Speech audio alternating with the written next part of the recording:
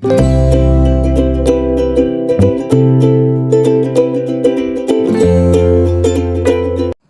hello, salam sejahtera Malaysia. Selamat datang ke channel Fels Lifestyle. Terima kasih kerana terus setia dan terus bersama di dalam channel ini. Selamat datang saya ucapkan kepada yang baru di dalam channel ini. Yang sudah lama di dalam channel ini, saya mengucapkan ribuan jutaan terima kasih kepada Anda. Saudara-saudara yang saya hormati, satu berita yang menggemparkan. Apa saja yang dikeluarkan kenyataan daripada ahli politik yang kita lihat memang lantang bercakap, dan ahli politik yang mempunyai satu suara yang kuat, bukan saja di Dewan tetapi di seluruh Malaysia, yang dilantik sebagai ketua. Contohnya Ketua Pemuda UMNO Dr. Akmal Saleh. Dalam satu kenyataan yang melibatkan ejen Perikatan Nasional.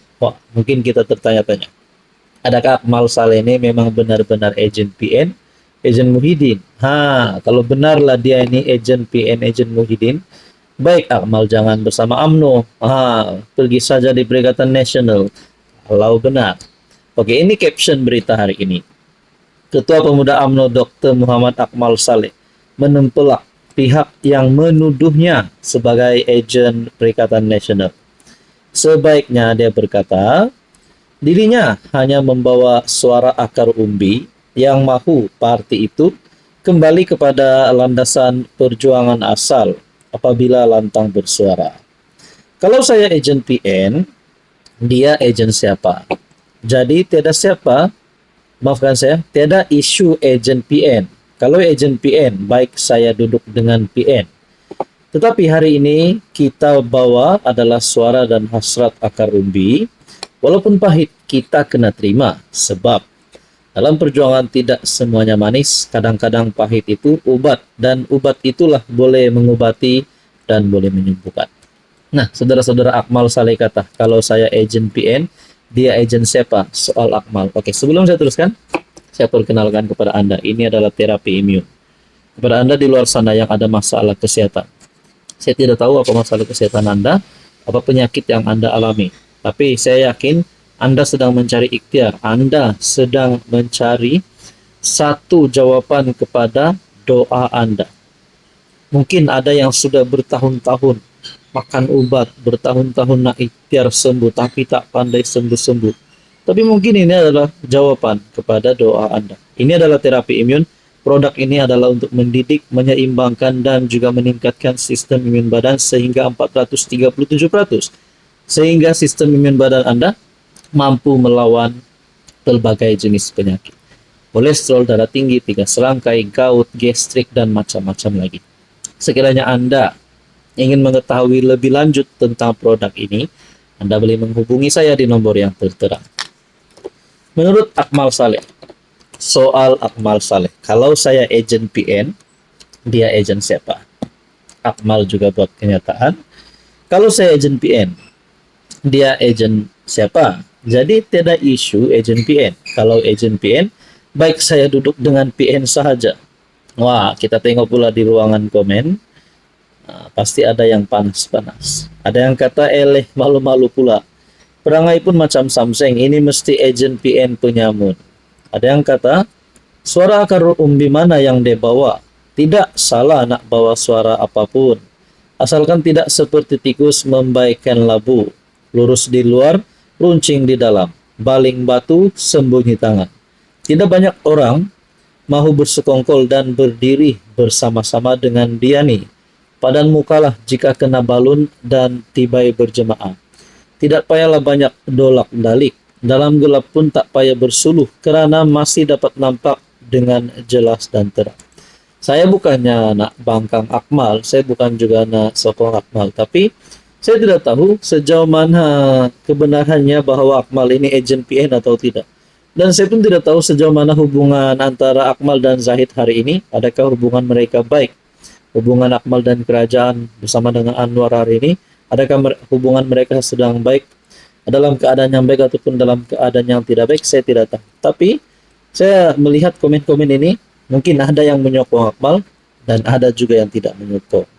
Ada yang kata, saya respect kalau kau lancar perang dalam isu salah laku immigration dan kes bully di sekolah. Sesuai untuk jadi ketua pemuda PN, baru PN ada Om. Komen sini mungkin agak menyindir, tapi mungkin tidak mustahil juga lah kalau Akmal Saleh jadi ketua pemuda Perikatan Nasional. Saudara-saudara semua, ini hanyalah politik dan ini beberapa cadangan-cadangan komen daripada netizen. Apa pula pandangan Anda? Hai, hello, salam sejahtera Malaysia. Selamat datang ke channel Fels Lifestyle. Terima kasih kerana terus setia dan terus bersama di dalam channel ini. Antara beberapa berita, antara beberapa isu yang paling kita nantikan adalah berkaitan dengan selain daripada isu yang panas di media sosial sekarang, bagi rakyat Sabah, rakyat Malaysia khususnya, menantikan keputusan ataupun maklumat terkini berkaitan dengan pilihan raya negeri ke-17 Sabah. Selain daripada itu, PRU 16 juga kita nantikan. Tapi hari ini saya nak fokus, saya nak sampaikan kepada Anda berkaitan dengan pilihan raya negeri Sabah yang ke-17. Saudara-saudara, mungkin ada yang mulai ternanti-nantikan. Bila tariknya, bila tarik bubar, andai bubar pada tarik ini, bila tarik mengundi, macam-macam lah.